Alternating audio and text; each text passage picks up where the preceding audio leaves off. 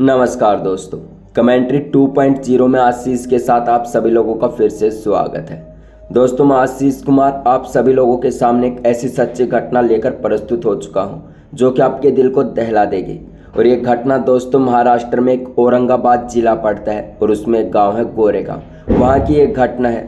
और आजकल दोस्तों व्हाट्सएप पर एक फ़ोटो भी काफ़ी वायरल हुई थी जिसमें एक लड़का एक कटा हुआ सिर लेकर पोस्ट किया गया था और वो लड़का उस फोटो को हर जगह पर शेयर किया हुआ था। और ये फ़ोटो इतनी ज़्यादा वायरल हुई थी कि ये घटना को कैसे अंजाम दिया गया, क्या हुआ, ऐसी क्या कहानी थी, ये सब मैं आप लोगों को बताऊंगा दोस्तों। और कहानी को बिना देरी करते हुए बातों बातों में शुरू करता हूँ। तब तक आप अपने कानों में ईयरफोन लगा लें और शुरू हो जाइए आशीष के साथ। नमस्कार दोस्तों, आज की जो कहानी है महाराष्ट्र के औरंगाबाद जिला जिसमें एक आसपास गोरेगांव पड़ता है, वहाँ की एक कहानी है। उसमें एक परिवार था, पिता का नाम संजय था जो कि एक किसान था, छोटा सा घर था उनका, और भाई का नाम संकेत। और जो संकेत था उसकी एक बड़ी बहन थी कीर्ति जो कि कॉलेज में पढ़ा करती थी, जो कि 19-20 साल की रही होगी। और इस घटना में कुछ ऐसे अंजाम दिया गया होगा। उससे पहले मैं आप लोगों को कहानी बता दूं। और कहानी कुछ ऐसी है दोस्तों, जो गोरेगांव की लड़की थी कीर्ति, उसी के पास एक गांव पड़ता है जिसका नाम लाड गांव था। और वहां पर एक कैलाश प्रजापति नाम का लड़का भी था, वो भी उसी कॉलेज में पढ़ता था और दोनों एक साथ कॉलेज जाया करते थे। उनमें पहले कुछ दोस्ती हुई, फिर वो जो दोस्ती थी धीरे धीरे प्यार में बदल चुकी थी और प्यार हद से ज़्यादा हो चुका था। तो ऐसे ही चलता जा रहा था और जो उनके चर्चे थे प्यार के पूरे कॉलेज में धीरे धीरे फैल चुके थे। और ये बात कैलाश प्रजापति के घर पर आ चुकी थी और जो कीर्ति थी उसके पिता और भाई संकेत को भी पता चल चुका था। धीरे धीरे सब कुछ समय निकलता जा रहा था। फिर अचानक होता ये है कि जो कृति थी वो गायब हो जाती है। इस बात को लेकर जो उसके पिता थे संजय घोरी, वो काफ़ी परेशान थे। उसका भाई, उसकी माता सभी परेशान हो चुके थे। उन्होंने थाने पर इधर उधर बहुत सारे चर्चाएं करवाई कि हमारी बेटी मिल जाए, कैसे न कैसे सब कुछ सही हो जाए। लेकिन उसका कोई भी डिसीजन सही प्रकार से नहीं निकल रहा था। काफ़ी उधर भटकने के बाद कोई निर्णय नहीं निकला। और ये जो बात थी कैलाश प्रजापति, जो उसकी फैमिली थी, उसके घर तक पहुंच चुकी थी। लेकिन आखिर में कोई भी डिसीजन नहीं निकला। इस बात से संजय घोरी काफ़ी परेशान हो चुके थे और पुलिस थाना इधर उधर जाने के बाद भी कोई निर्णय नहीं लिया जा रहा था, कोई भी सचमुच सामने नहीं आ रहा था। तो हुआ कुछ ऐसे ही, एक हफ्ते बाद काफ़ी लोगों ने अफवाह भी फैलाई कि तुम्हारी बेटी को मार दिया होगा, किसी ने किडनैप कर लिया है। ऐसी अफवाह भी गांव में बुरी तरह से फैली थी। लेकिन धीरे धीरे सब कुछ सही हो रहा था। एक हफ्ता गुजर गया, किसी को कोई सॉल्यूशन नहीं मिला। तभी पता नहीं अचानक ही जो कृति थी कैलाश के साथ पुलिस में जा बैठी थी।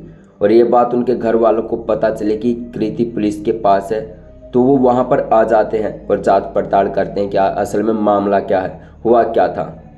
तो थोड़ी देर सोच विचार करने के बाद पता चलता है जो कृति थी वो घर से भागी नहीं थी, यानी कि वो अपनी मर्जी से गायब हुई थी। जो कैलाश प्रजापति जो कि 23 साल का लड़का था उसके साथ गायब हुई थी, घर से भागी नहीं थी। और इस बात को धीरे धीरे पूरे गांव में फैलने में देर नहीं लगी और इस बात से काफ़ी गांव वाले परेशान। एक प्रकार से जो संजय घोरी थे, जो कीर्ति के पिता थे, और उसके भाई संकेत थे, माँ तो काफ़ी ज़्यादा चिढ़ चुकी थी और उसके पिताजी काफ़ी डरे हुए थे, क्योंकि समाज के इतने ताने मिल रहे थे कि कोई भी उनके साथ नहीं खड़ा था। सब लोग उनका मजाक बना रहे थे। घर पर भी ये सारे बहुत तरह से परेशान हो चुके थे। और धीरे धीरे समय गुजरता है। 23 साल के कैलाश पर्वत के साथ हुई थी। जून 2021 में कोई घटना घटी थी जिसमें कि ऐसा कुछ हुआ। जो कैलाश प्रजापति थे वो भी एक किसान ही थे, उनकी छोटी सी फैमिली थी, वो भी अपने मम्मी पापा के साथ रहते थे। लेकिन जो कैलाश का परिवार था उसका थोड़ा सा अमीर परिवार था और जो कृति थी वो थोड़ी सी छोटे लेवल पे किसान थे, ऐसे कुछ था। तो ऐसे सब कुछ चल रहा था। तो भागकर उन लोगों ने शादी भी कर ली थी और काफ़ी समय बीत जाता है। तभी कैलाश के जो माता पिता हैं कैलाश को फ़ोन करते हैं और कहते हैं कि बेटा घर आ जा, तुम्हें कुछ नहीं होगा, तुझे कोई कुछ नहीं कहेगा, सब यहाँ से अच्छे से रहना। क्योंकि दोस्तों कैलाश का जो परिवार था, माता पिता थे, उन्होंने कैलाश को माफ़ कर दिया था। लेकिन जो कृति की मम्मी थी और भाई थे वो काफ़ी ज़्यादा चिढ़ चुके थे।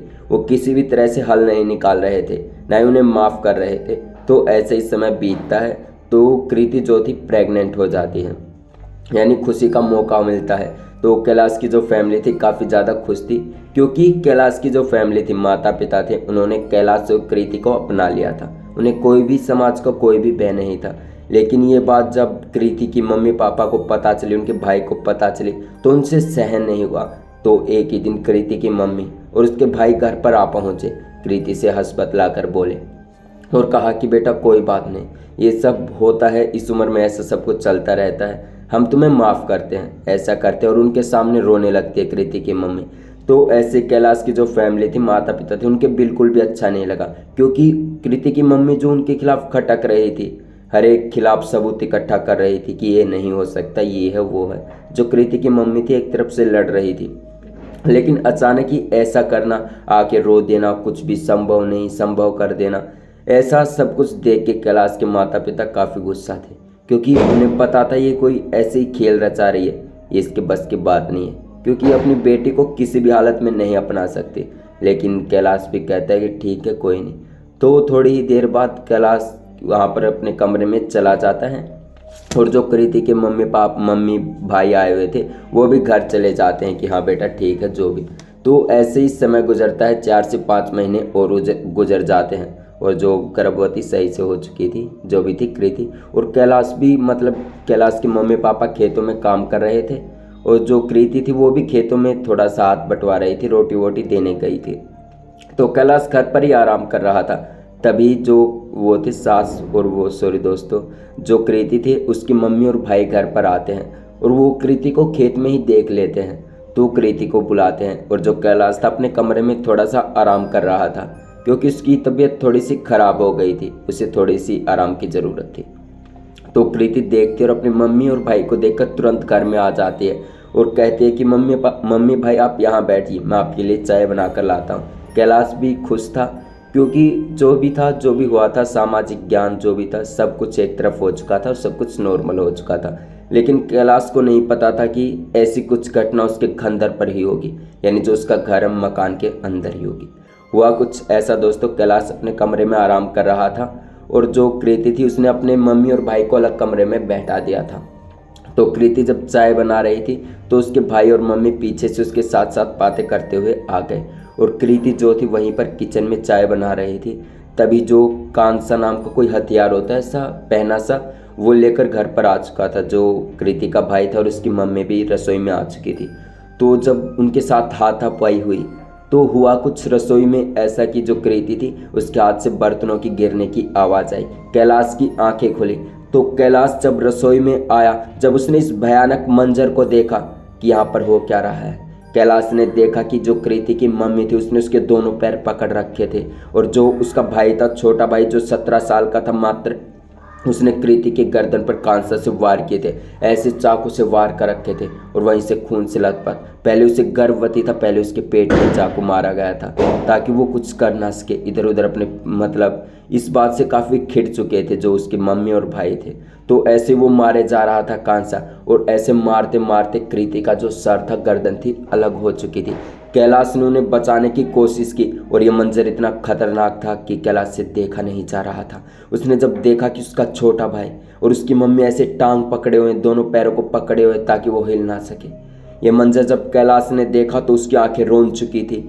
उसे समझ नहीं आया कि वो करे क्या, और ऐसा भयानक दृश्य कि जिसकी तुलना किसी से भी नहीं की जा सकती।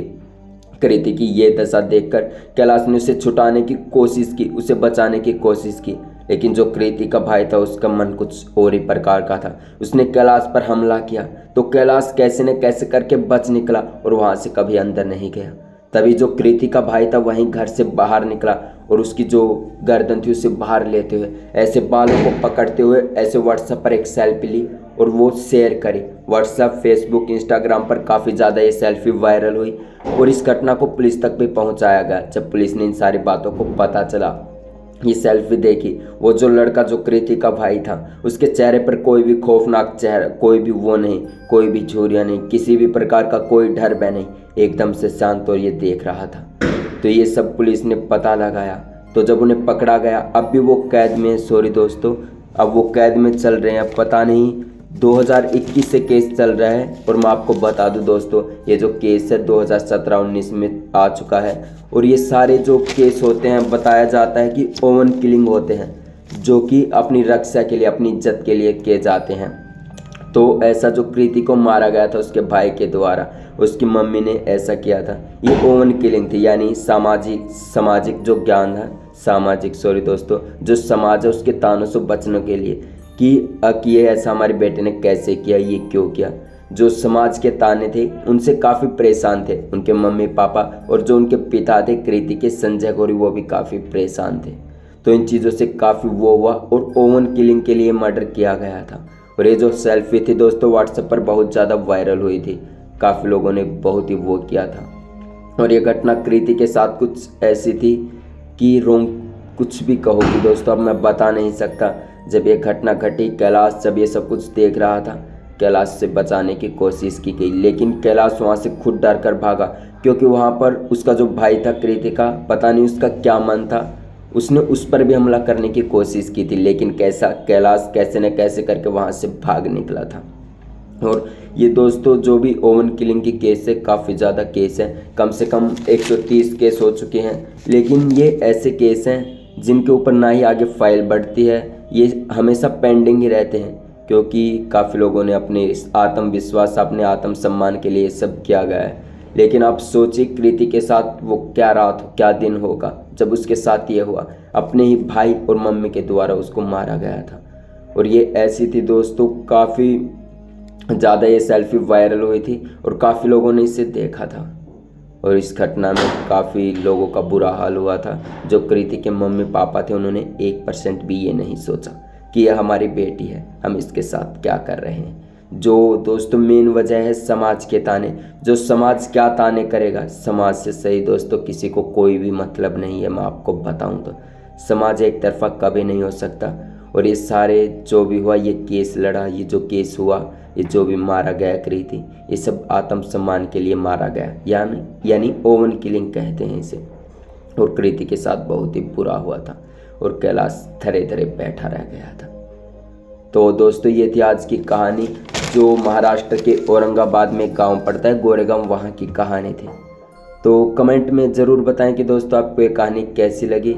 और आज भी ये केस चल रहा है दोस्तों, इसका कोई सॉल्यूशन नहीं निकला है, ना ही जो सरकार की जो कोर्ट है, हाई कोर्ट, सुप्रीम कोर्ट, कोई फैसला नहीं ले पा रही है, और ना ही कोई जो जज है वो कुछ सही से निर्णय ले पा रहा है। और ये केस दोस्तों पेंडिंग ही पड़े हैं, कम से कम 2 से 3 साल के केस, 130 केस हैं जो कि अभी पेंडिंग में पड़े चुके हैं, ना इनका कुछ हुआ है, ना ही आगे बढ़ रहे हैं।